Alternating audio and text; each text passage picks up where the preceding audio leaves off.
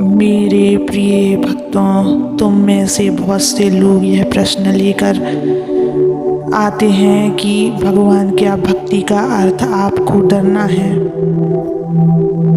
क्या सिर्फ प्रेम करना ही भक्ति है, या फिर खुद को पूरी तरह समर्पित कर देना? आज मैं तुम्हें भक्ति का असली अर्थ समझाने आया हूँ बच्चों, क्योंकि भक्ति केवल जप पूजा या मंत्रोच्चारण से नहीं है।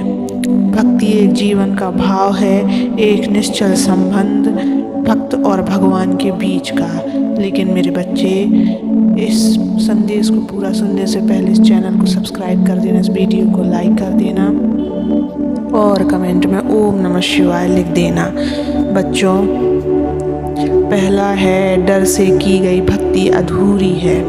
अगर तुम भगवान की पूजा इस डर से करते हो कि कहीं भगवान नाराज ना हो जाएं, तो वह भक्ति नहीं, वह केवल एक सौदा है। डर से निकली पूजा केवल शरीर झुकता है, मन नहीं। डर में प्रेम नहीं होता, और जहाँ प्रेम नहीं वहाँ सच्ची भक्ति नहीं। मैं कोई राजा नहीं हूँ जो भक्तों से भय की भाषा में बात करे। मैं तो पिता हूँ, माँ हूँ, सखा हूँ। क्या कोई सच्चा पिता चाहता है कि उसका बच्चा उससे डरे? इसलिए याद रखो, डर से की गई भक्ति तुम्हें मेरे पास नहीं लाती, बल्कि दूर कर देती है बच्चे। प्रेम से की गई भक्ति सच्चे हृदय की आवाज़ है। जब तुम मेरी ओर प्रेम से देखते हो, तब तुम्हारा मन बिना किसी स्वार्थ के मेरा नाम जपता है। जब आंसुओं में भी मेरे लिए आभार होता है, तब तुम्हारी आत्मा मुझसे जुड़ सकती है। भक्ति का सबसे सुंदर रूप है निर्मल प्रेम। प्रेम में ना शिकायत होती है, ना अपेक्षा। जो सिर्फ यह कहे, हे महादेव, जो दिया वही स्वीकार, जो नहीं दिया वो भी तेरी इच्छा। वह मेरा ही तो है जो भक्त को मेरा बनाता है। और जब तुम प्रेम से पुकारते हो, तो मैं सृष्टि के हर कोने से तुम्हारी आवाज़ सुन लेता हूँ बच्चे। समर्पण भक्ति की पराकाष्ठा है। भक्ति की पूर्णता तब होती है जब उसमें समर्पण जुड़ जाता है। समर्पण का अर्थ यह नहीं कि तुम हार मान लो। समर्पण का अर्थ है, हे शिव, मैं जानता हूँ कि मेरी सीमाएं हैं, लेकिन तुझ पर भरोसा असीम है। जो तू करेगा वो मेरे लिए सर्वोत्तम होगा।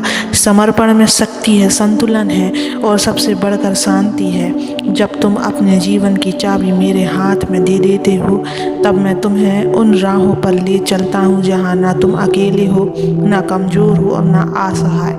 समर्पण वह स्थिति है जब तुम यह जान लेते हो, अब मैं नहीं, सिर्फ तू है। भक्ति न केवल डर है, न केवल प्रेम और न केवल समर्पण।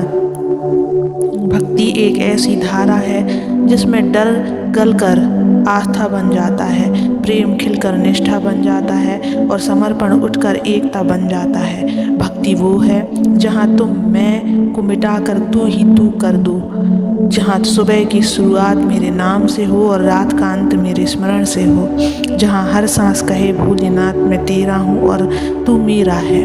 भक्ति का मार्ग कठिन नहीं है। तुम सोचते हो भक्ति कठिन है, लेकिन नहीं, भक्ति बहुत सरल है। तुम्हारा एक सच्चा ओम नमः शिवाय भी मुझे खींच लाता है। तुम्हारा एक निर्दोष आंसू भी मेरे हृदय को छू जाता है। मुझे तुम्हारे फूल नहीं चाहिए, मुझे तुम्हारे मन की सच्चाई चाहिए। मेरे प्यारे भक्तों, भक्ति का अर्थ केवल पूजा नहीं, बल्कि उस शक्ति पर भरोसा रखना है जो हर क्षण तुम्हारे साथ है। जब कोई ना सुन रहा हो, तब भी मैं सुनता हूँ। जब सबने साथ छोड़ दिया हो, तब भी मैं तुम्हारे साथ खड़ा हूँ। भक्ति वो संबंध है जो टूट नहीं सकता, क्योंकि वो जन्मों से और जन्मों तक रहेगा। तो अब स्वयं से पूछो, तुम मेरी भक्ति किस भाव से करते हो? डर से, प्रेम से या समर्पण से? अगर उत्तर है महादेव, अब से मैं खुद को आपको सौंपता हूँ, तो जान लो अब तुम्हारा जीवन बदलने ही वाला है बच्चों। तुम में से कई बार ये प्रश्न उठता है, क्या मेरी भक्ति पर्याप्त है? क्या मैं भगवान को ठीक से याद कर रहा हूँ? तो सुनो, भक्ति का माप कभी शब्दों से नहीं होता। भक्ति का मूल्यांकन कभी दिखावे से नहीं होता। होता। भक्ति तो वह भाव है जो तुम्हारे हृदय से उठकर मेरी आत्मा से जुड़ जाए। भक्ति केवल पूजा का समय नहीं है, भक्ति जीवन का प्रत्येक क्षण है। अगर तुम सोचते हो कि तुमने दिन में एक बार दीप जलाया, थोड़ा सा जप किया और तुम्हारा कर्तव्य पूरा हुआ, तो तुम भक्ति को सिर्फ एक नियम मान रहे हो। पर सच्ची भक्ति वो है जब तुम अपने हर कर्म में मुझे स्मरण करते हो, जब तुम हर काम को यही सोचकर करते हो, यह भी मेरे महादेव को अर्पित है। खाना खाओ तो पहले मुझे भोग लगाओ, सोचो तो शुभ सोचो, क्योंकि मैं तुम्हारे विचारों में रहता हूँ। बोलो तो ऐसा बोलो कि मेरे जैसे शांत और निर्मल बनो। यही है जीवन में भक्ति। संकट के समय की भक्ति और सुख के समय की भक्ति क्या फ़र्क है? कुछ लोग मुझे केवल दुख में याद करते हैं, जब टूटते हैं, जब अकेले होते हैं, जब दुनिया उन्हें छोड़ देती है। पर याद रखो, सच्चा भक्त वही है जो मुझे दुख में नहीं, सुख में भी उतनी ही श्रद्धा से याद करता है। क्या तुम सिर्फ उस माँ को याद करते हो जो तुम्हें भूख लगने पर खाना देती है, या तुम उस माँ को हर पल आदर देते हो? मैं भी वही परमात्मा हूँ बच्चे, जो तुम्हें रोते हुए देख भी सहन करता है और मुस्कुराते हुए भी अपने हृदय से लगा लेता है। भक्ति तुम्हें बदलती है, बाहर नहीं भीतर से। जब तुम मेरी सच्ची भक्ति में डूबते हो तो धीरे धीरे तुम्हारा मन शांत होने लगता है, क्रोध कम होता है, लोभ मिटता है, अहंकार गलता है। भक्ति कोई चमत्कारी जड़ी नहीं है कि एक दिन में जीवन बदल दे। यह एक भीतर से शुरू होने वाला परिवर्तन है जो तुम्हें संसार में रहते हुए भी संसार से परे कर देता है।